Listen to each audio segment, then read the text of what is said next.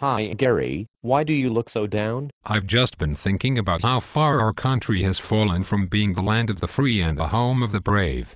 It's really bothering me. What do you mean? This is the best country on earth. We are free to do just about anything as long as it doesn't hurt someone else. I fought for our rights, as did every generation of my family. You may have fought for them, but Americans are flushing those rights down the toilet. The more I think about how our government is taking control of the citizens, the more upset I get. What do you mean by that? The government isn't taking control of anything. No? Let's start with today and work backwards. Are you familiar with our Fourth Amendment rights? Yeah. Pretty much. Isn't that the one about illegal search and seizure? Congratulations. Of everyone watching this video, I bet there were less than 1 in 50 that knew that. But do you know what that part of our Constitution says specifically?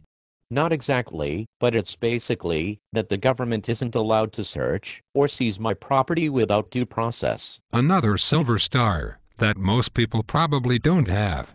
Here's what it really says: the right of the people to be secure in their persons, houses, papers, and effects, against unreasonable searches and seizures, shall not be violated, and no warrants shall issue, but upon probable cause, supported by oath or affirmation, and particularly describing the place to be searched, and the persons or things to be seized.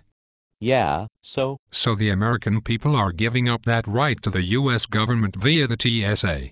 Our country is allowing the TSA to take photos of us that are effectively nude photos, or force us to submit to body searches that include pat-downs of our genitalia.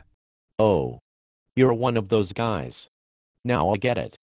Don't you know that the TSA is doing this to protect us? I'm happy to submit to these searches if it keeps me and my family safe. Benjamin Franklin said, "They who can give up essential liberty to obtain a little temporary safety, deserve neither liberty nor safety." Do you know who Benjamin Franklin is, what that means, or why he said that? Of course. He is one of our founding fathers, and he was trying to warn people about giving up their rights for security.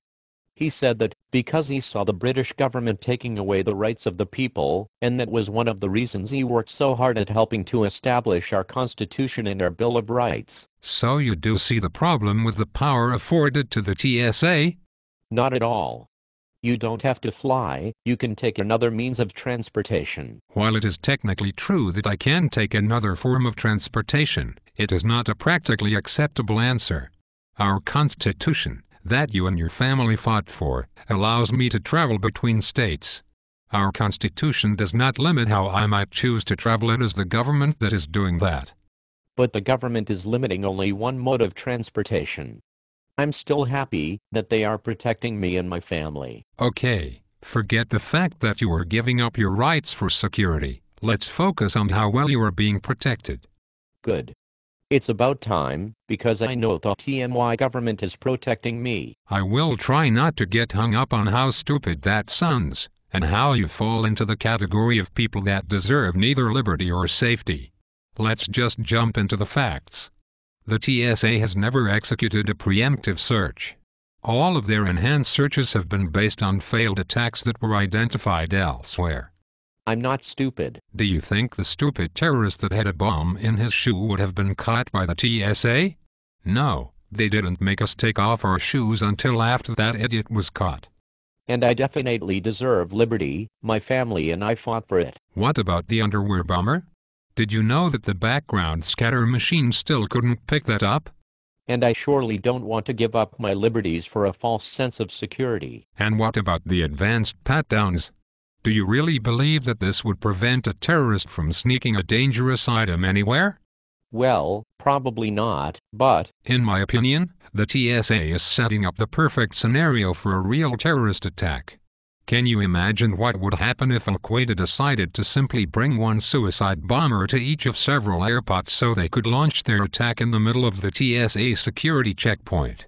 I hadn't thought of that. And yet you are willing to give up your essential liberties to obtain a little temporary safety. Tell me again what you and your forefathers fought for.